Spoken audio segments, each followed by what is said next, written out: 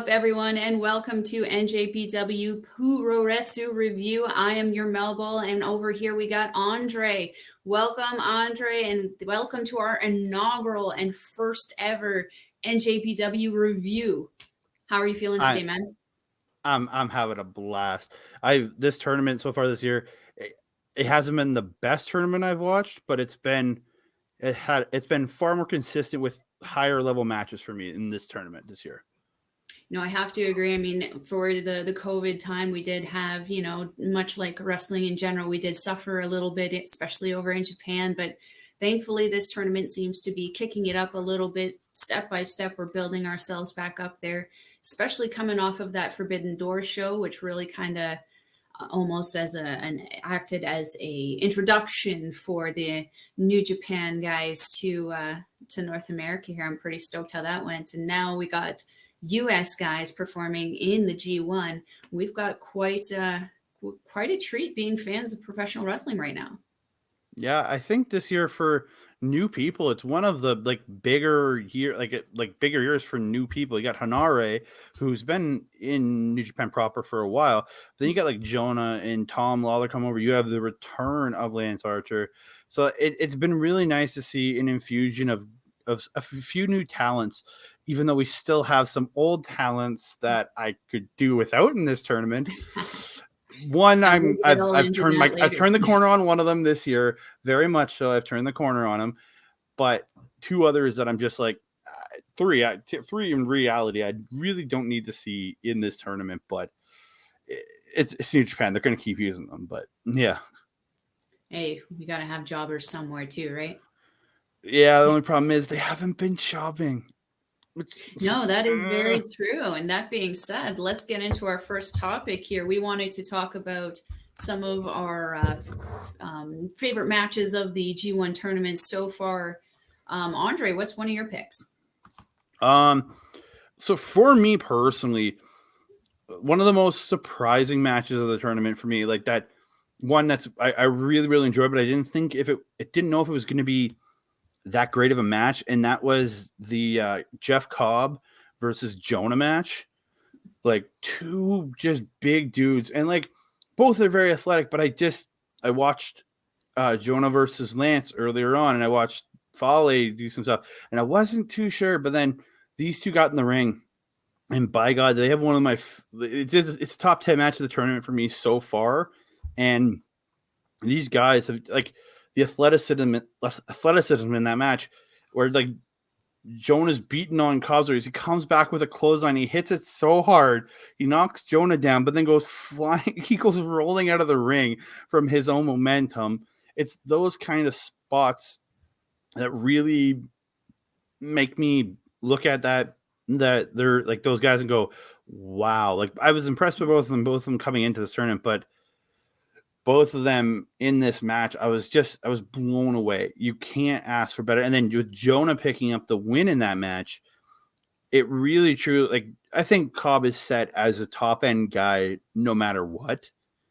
Where I think Jonah needed that win, being that he is like he's very new to that audience. So having him dominate, especially a guy like Jeff Cobb, yes, that's a statement win. And I know the match you are speaking of, from what I remember, there's not a lot of people who dwarf Jeff Cobb in the ring, but standing across the ring from Jonah, Cobb was looking a little tiny, looking a little small in comparison. No, I ask because I don't actually know. Is Jonah considered the leader of TMDK? Mm, Do they honestly, really have I'm one? not sure that it like Shane Haste and Mikey Nichols were TM61 or TMDK a long time ago with Jonah, and Mhm. then became TM61 in NXT. And since all them entering into the independent scene again, they reformed TMDK. I could kind of see him. He's their singles guy, where like Shane and Nichols are essentially their tag team, more or less, Mhm. even though they still both do singles match. I would say yes, but He is no. considered like the It's super heavyweight of the group, whereas like yeah. the tag team is the tag team. They typically aren't the leader. Yeah, Yeah, and for then sure though. But for sure though, Bad Dude Tito is the lowest ranking member of the team. 100%. And the only non-Australian member Kevin Kelly keeps reminding us of.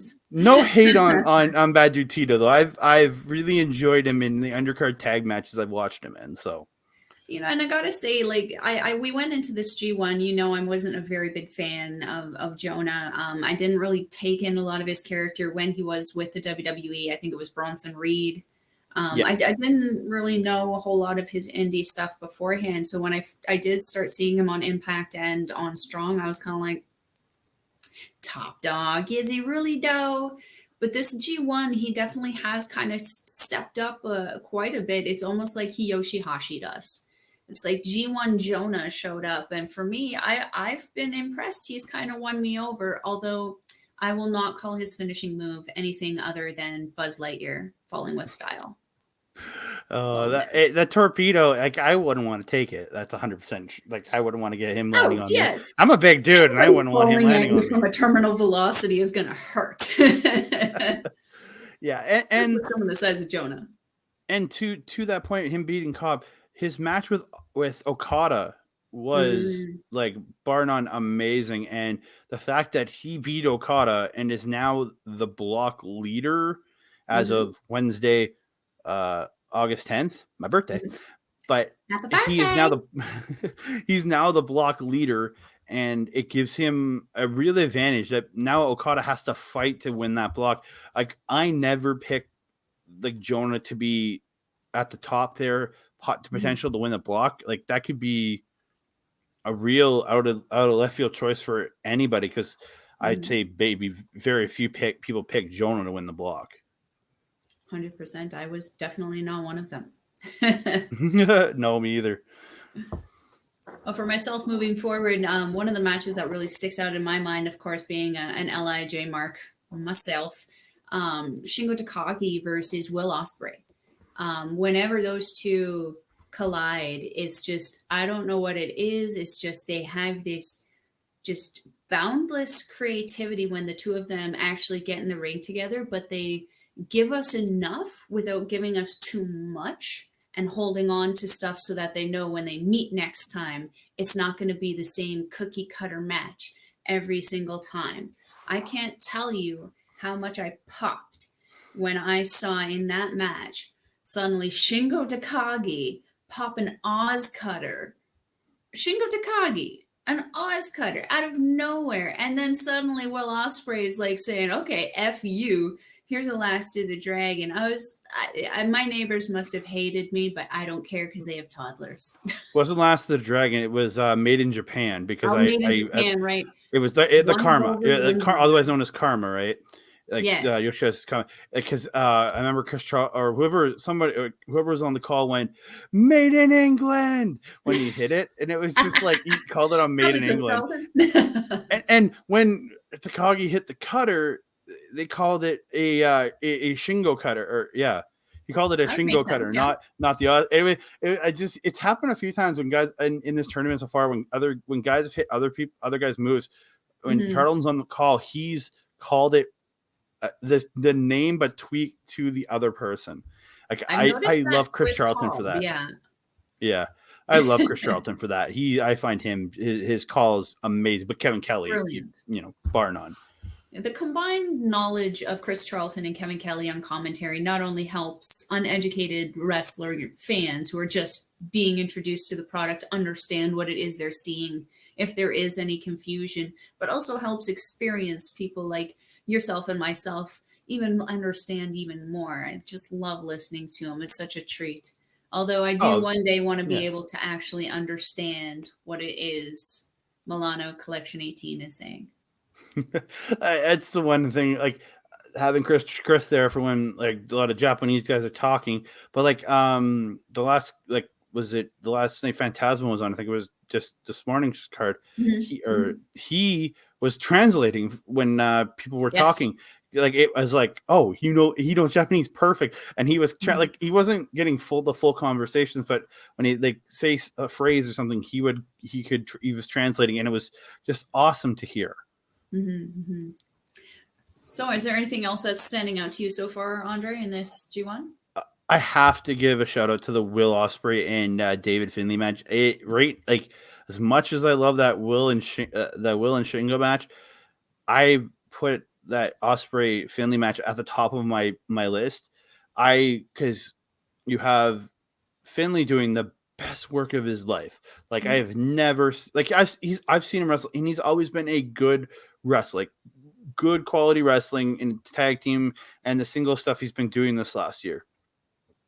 But he's never shown the ability, like never shown, because I don't think he's been put at that level, and now he's being put at the level. He's killing it. Like his and Juice match, amazing. But like to get in there with Ospreay and to go at Ospreay's level, it was phenomenal. Those two just the back, and then to have him beat Ospreay in that match shows that New Japan is going to invest in. I think they're going to invest in Finlay. I don't think he's going to be world champion, but he's going to be leading that U.S. title, one of the leaders in that U.S. title division, because like getting that win now gives him the match with Ospreay, probably King of Pro Wrestling, or if they happen to do a show in the fall over here, like a big show, it could be there, but he's getting a shot. And just that match, I was just giddy and excited from beginning to end. And even with like legitimately one of my favorite wrestlers in the world, Will Ospreay, losing, I was still happy at the end. I was like, this was so good. And I picked in our we have a little pool going with some friends of ours. I picked Finlay to win. I was the only one in our pool to pick Finlay to win that match. As much as I love Ospreay, I was like, Finlay might get that win, and I picked him, and I was right. I mean, when you follow the typical New Japan, story that they like to do for all of their G1s, they like to have all of their shock and awe moments happen within those first 6 to 7 nights. They like to have their Cinderella story, and they like to have that one person suddenly like kick through to the very, very end who was like sucking at the beginning. So we have to really be looking at whoever's like struggling on those lists right now. Those are going to be the people who may suddenly come out of nowhere and win it, like my choice Kenta, who's not been doing so good. But I honestly expect the Kenta to have a better tournament than he currently is. Mm-hmm. But you like looking at the C block, it feels like they're building it for Naito. Mm-hmm. Like it feels like that's who they're building this for. But Saber could easily win it. That's the thing. It's just I could see them begin like if the rumors of Naito are true, that he's getting close to retirement, and that he or a big step back in what he's going to do in wrestling. Mm-hmm. He's like 40 now, I think, or right around there. Yeah, 43, 44. And yeah, so older than like he's in his 40s. So it's like he's getting up there, and yeah, to keep performing at a higher level, like very few can do it. Like Ishii is a mystery to me on how he keeps going. But the fact that the rumor is Naito wants to step back in the next little while, maybe not right away, but I could see him winning and having Shingo win their side, because to me, that's the only true possible way of why you would go to that match. And I think fans want to see Shingo and Naito go at it. So I think I have a feeling that those are the two winners for that block, because they want to push that match. Mm-hmm. I agree, and I would like to see that match. That being said, let's use this to kind of segue into the next part of our conversation. Who are some of the people who we are really surprised at in their progress in the G1? For me, like one that, and this is, and you've talked his praises before, and I've always crapped on him, and for a long time, is Yoshi-Hashi. I have never been a Yoshi-Hashi fan. Even his Bishamon run with Goto, I just I couldn't get behind him. I have a whole new appreciation for Yoshi-Hashi after this tournament. Like the way he stepped in there with some of the guys he's worked with, and I I'm so I look forward as long as we get this level of Yoshi-Hashi going forward. I would love it, but again, he's a guy who's getting up there in ages, and can he sustain a G1 level like I don't expect him to perform at that level every night of the week, but like you come the big shows, can he perform like that? And I hope he can, because I have really gotten on the Yoshi-Hashi train this year, and I was very like I picked against him in our pick'em pool, and I made some mistakes this year with him. Yeah, I think it was like night one, match one happened, and I was like, oh no, I need to rethink all of my life choices. Yeah. I have to agree, Yoshi-Hashi has been one of those guys, and as we mentioned at our Forbidden Door kind of pre-show that we did on Backbreaker Media, will G1 Yoshi-Hashi show up, or will just regular Yoshi-Hashi showed up? Well, G1 Yoshi-Hashi finally showed up. The Yeah. problem is G1 Yoshi-Hashi only shows up during the G1. So, you know, the run you had mentioned with Godo was also a run that I absolutely hated and felt was actually quite a detriment to the belts themselves. But then you show him in the G1, and it's like, wait, where were you a few months ago, sir, when we needed you? His matches with Finley, but also his match with Juice, where he just took a good 5-minute beat down before he could even really start to get back into the match. To be able to come back and actually steal that win from Juice, I mean, how mad is Juice after that one? I don't think I've heard him drop so many F-bombs upon leaving a match. Yeah, his that was a very surprising, because like I picked Juice to win that, because it's like, again, before then it was like who thinks Yoshi-Hashi is going to get more than 1 or 2 wins, and I picked him over like Yujiro and I don't remember who else I picked him over, but that was a very surprising win, and he's been like a very like most times I can't say Yoshi-Hashi is a good surprise for me, but he's been a really good surprise for me in this tournament. Another one for who I you think has we been a also surprise so have far? to acknowledge is David Finley. David Yes. Finley was that one person who he keeps coming up every time he's kind of done something. I've popped again. My neighbors hate me. I don't care that I'm watching it at 2 a.m. If something outrageous happens, my neighbors are hearing about it. The Your neighbors roll are loud anyways, so yeah, they got kids and they're good. The roll up that Finley managed to get on Shingo, again, being an LIJ fan, that got a big what just happened? I was ready for that match to keep going. The energy that you had mentioned that he seems to have after his breakup with Juice Robinson, where he's suddenly become, you know, I think the David Finley that he's always wanted to kind of be, and maybe just hadn't found the right segue into it. I think that they have finally found that for him. I think you're absolutely right that they're going to start investing in him. But I also agree that he is not going to be a world champion. He doesn't have the look. He doesn't have the charisma. You know, realistically speaking, like you could almost be like, oh, he's like a CM Punk. Well, he's not quite that good either. So he's good, but he's not that. And I know you're not shitting on him, but he is really good. Like there's no like he is quite good. It's just I don't see him at that top level. Yeah, Like absolutely. like another title run, 100%. Another US title run, 100%. Like he's going to be KOPW championship. Why the heck not?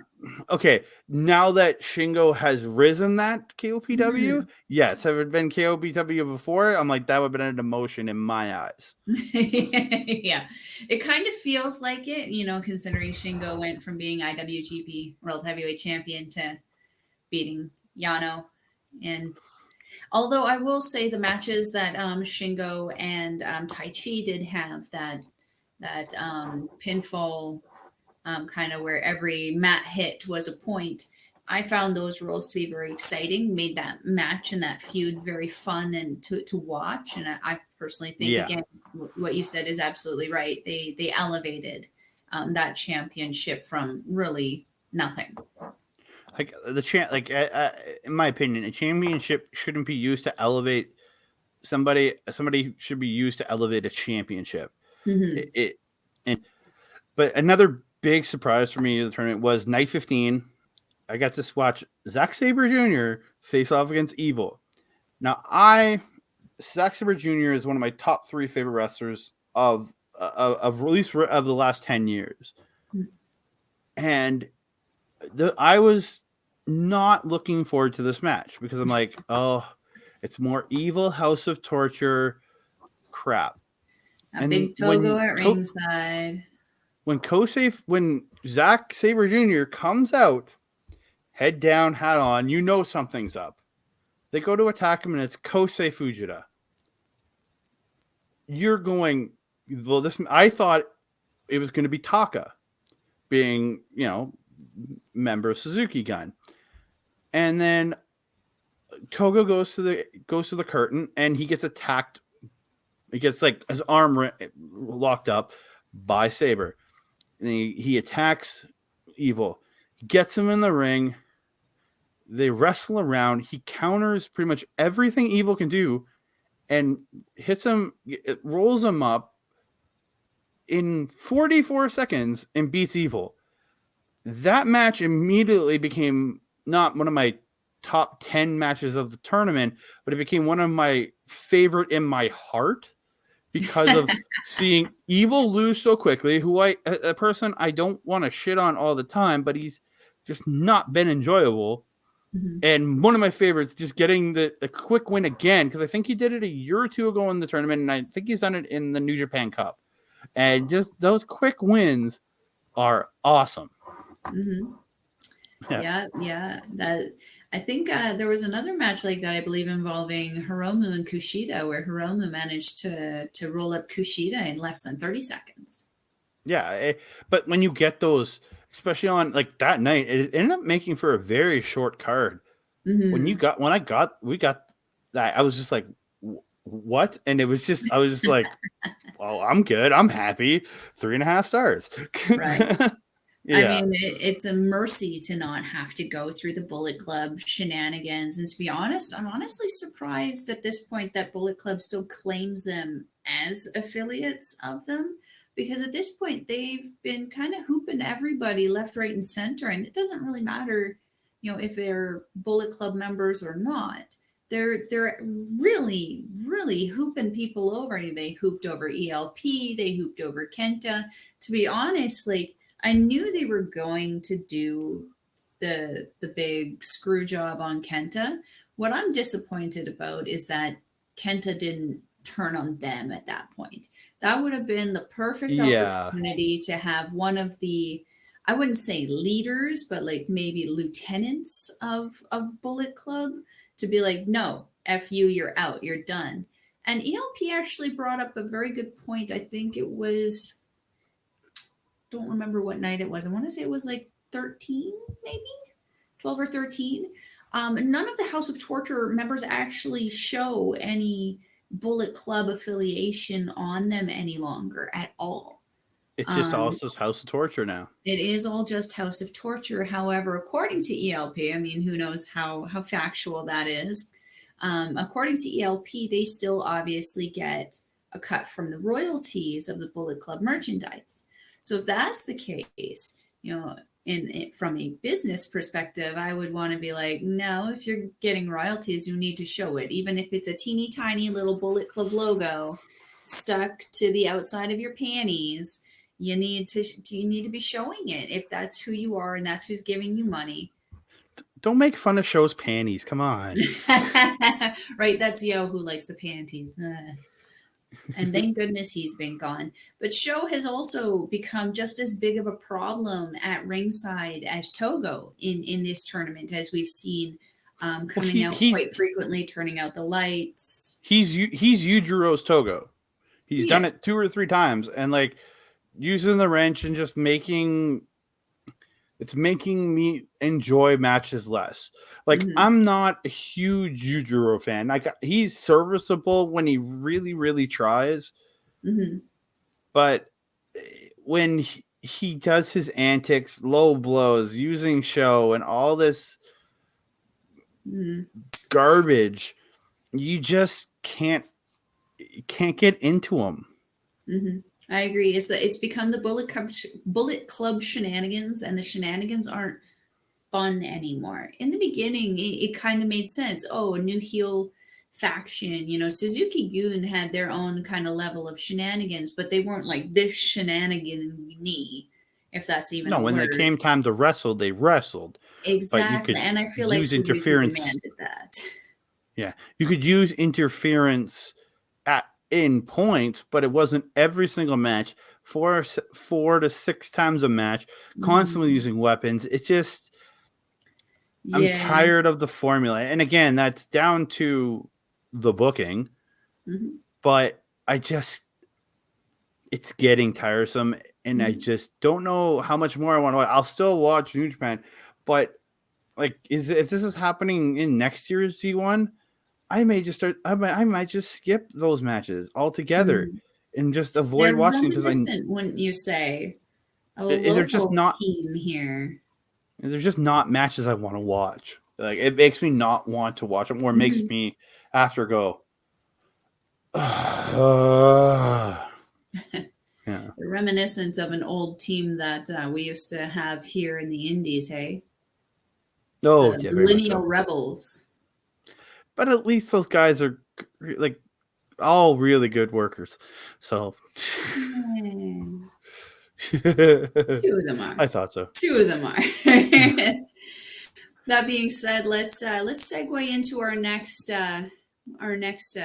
topic here, Andre. Top performers of the tournament. Who do you think has really showed up and showed out? We've kind of talked about it, but who do you think has really been the top of Like it? for the ones that aren't surprises, like Shingo Takagi, Will Ospreay, Mhm. like Okada, as always. It just you have the top guys in there. Naito's showing up, Kenta showing up.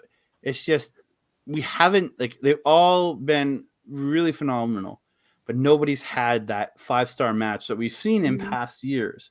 And that's Mhm. where like I look at Shingo versus Ospreay, two guys that have shown up night after night. When they saw that, I've seen them have a 5-star classic, but it wasn't quite there. And I'm just Mhm. wondering, are we going to see a 5-star classic in this tournament from these guys? Because you have some of the top names in this tournament. And like, I don't know who else can have a top end match with that, but I hope for more. And because these guys have been showing up, like again, like Will Ospreay and Saber, two of my favorites. They keep showing up. They keep having good matches, and I have been like absolutely over the moon with those two this year because like I've always been already fans. I'm already game for their matches, and I've yet to not enjoy a match that those guys have had so far. Awesome. One thing that I have noticed that neither one of us have mentioned, who I was actually quite big on the train with last year, is the Great Khan. The Great Khan has been making quite the name for himself, especially the last year, teaming with Jeff Cobb in the World Tag League. I believe he also teamed with Hanari for a little bit when he first joined United Empire. I think so. Um, Yeah. he was tag champions, IWGP tag champions with Jeff Cobb. We did sadly lose those to, was it the Revival or the FTR. FTR? Is that what they're called now? Yeah. So Yes. much confusion. You don't um, watch enough and AEW. That's then the like problem. saving that child, he became like a national hero around there. So Yeah. he has, and I have to say, his look has always been a favorite of mine. Part of what I do really love about Japanese wrestling is how they're not just generic looking wrestlers. Well, some of them can be, but not a lot of them are. And you have this character like the Great Khan who's supposed to be a Mongolian death lord of some kind. He comes out with the hat and the getup and the face mask and the creepy movements, and I It seems really like he's gotten rid of the enjoy. face mask. I Yeah, haven't seen him he's wear a an face mask. entertainer as well as being a I'm horror. happy without that weird question mark face mask. I can live without that part. I Hey, always you know found that what one though? It's weird. unique marketing right there. It is, but you can go too far, like a Master Watto. But No one wants to master Wada. Just come out here staring at your hand. yeah, Uh, but the Great Okan has been one who he's he always does adapt, but unfortunately, you are right. He hasn't really stepped up to anything right now, and had something in this tournament that made me go, "Ooh, wow!" I do recall a couple good spots with his match in Jay White. Jay White's another one who's just been steamrolling through everybody. I think isn't he one of the only ones who's undefeated right now? yeah. I don't think he loses till the final. I Mm-hmm. predicted him to lose to Tomatonga on the final night. We'll see what happens with that, but I don't see him losing till then.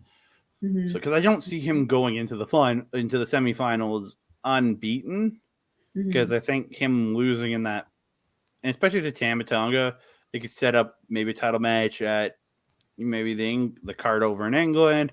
Maybe Mm-hmm. it's the King of Pro Wrestling card. Maybe it's the November card. We don't know, Mm-hmm. but yeah, I would like to see those two finally clash because I don't feel that there has been one a proper answer to the whole them being kicked out of Bullet Club and all that, but two, I don't think that there's been an answer in regards to what's happened with little big brother there, Hikaleo. Not that I want to see Hikaleo. I mean, whatever corner he's standing in, he can keep staying there.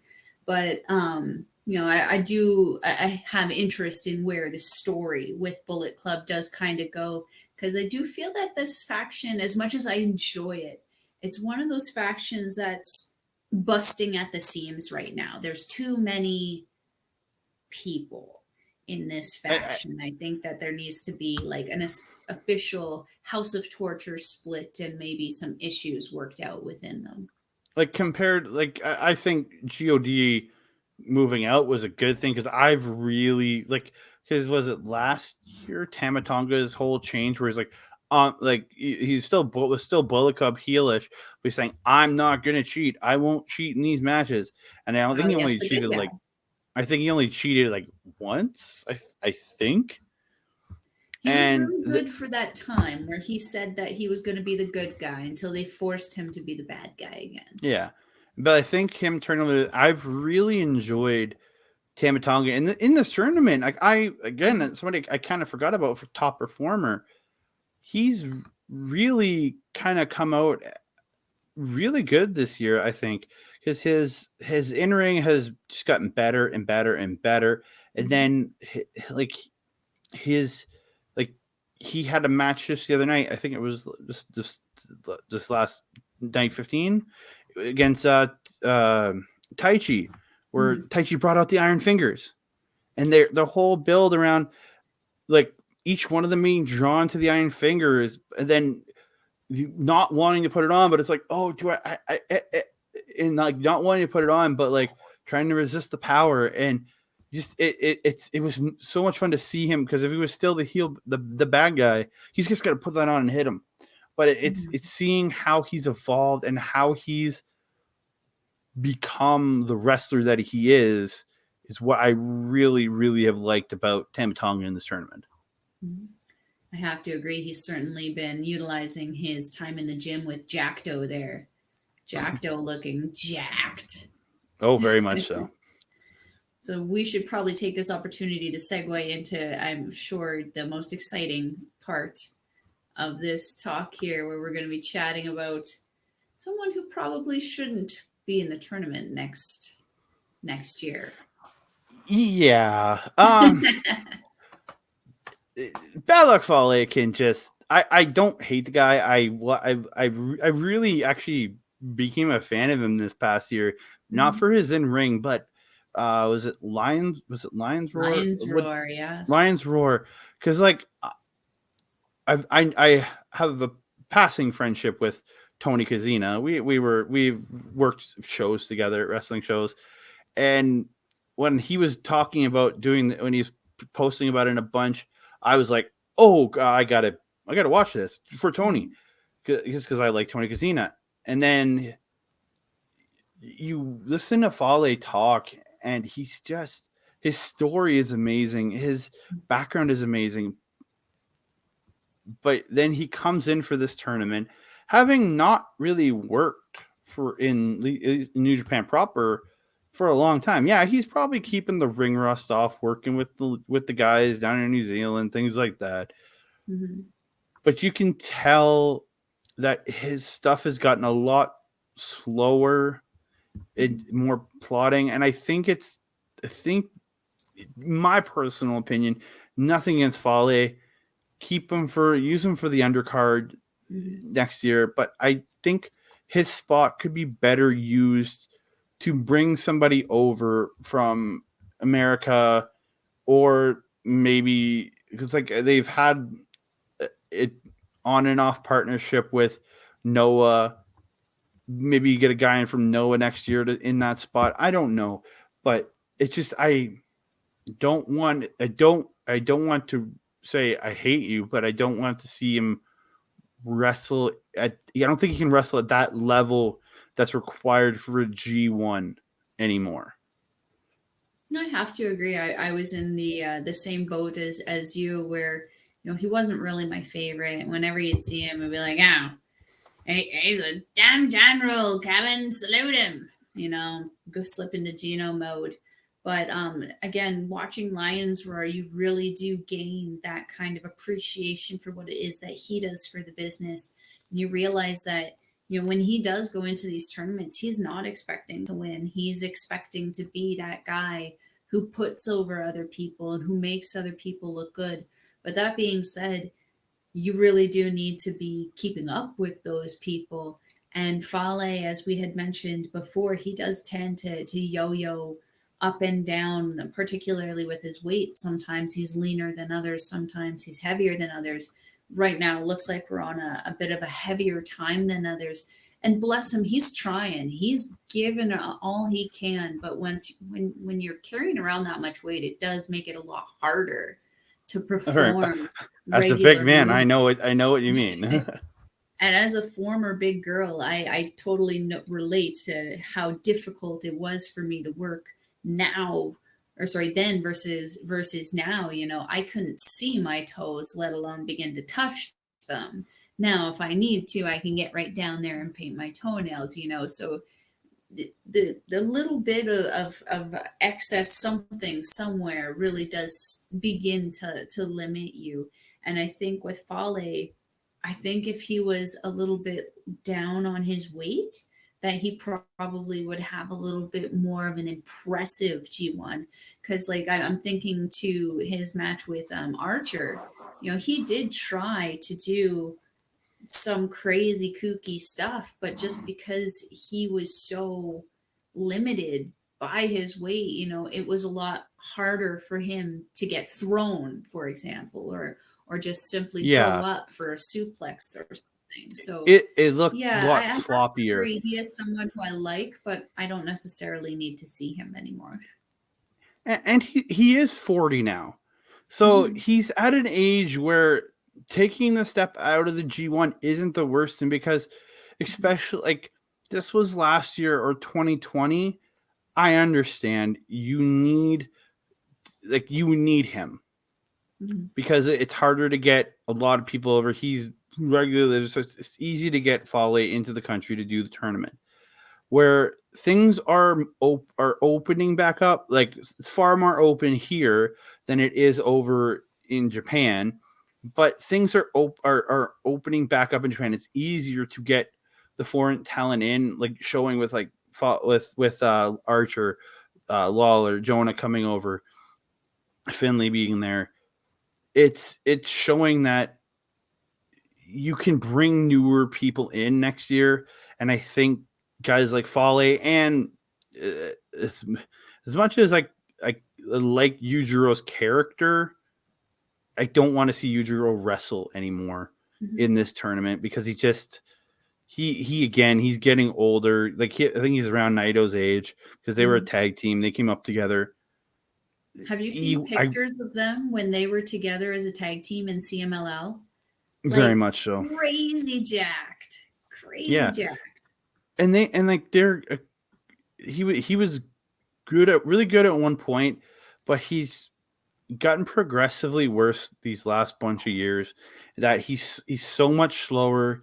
You can see it when guys like the Finley match. When I think was Finley on night 1 or something. It was early on. I think it was Finley. But you watch how slow he plods when guys try to work around him who are quicker than him, and it's just, you look at it and you go, I could do without this. Yeah, I have to agree. It does look like he ends up sucking wind very, very quickly. And as a result, he just seems to just be standing there almost baffled a lot of the times. Yeah, it's hard to see a guy like that when like it was Finley in night 3. It's hard to see a guy like that in there because you're like, this, like, I couldn't keep up with it. Don't get me wrong.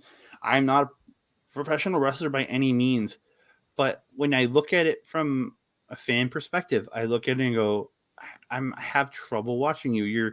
You're dragging matches down, and not like that he's bad. It's just, I feel like he is probably getting to the Nagata Tenzon kind of Twilight area, I guess, where they're they're still going to be seeing in-ring time, but is going to be to help put over or teach work the young lions, be the guy who gets pinned in an undercard match, right? But like, I don't need to see these guys be one of the main competitors in the grade 1 tournament, a tournament that's meant to say these are the best wrestlers in the world, come here to win, to earn the shot for Wrestle Kingdom.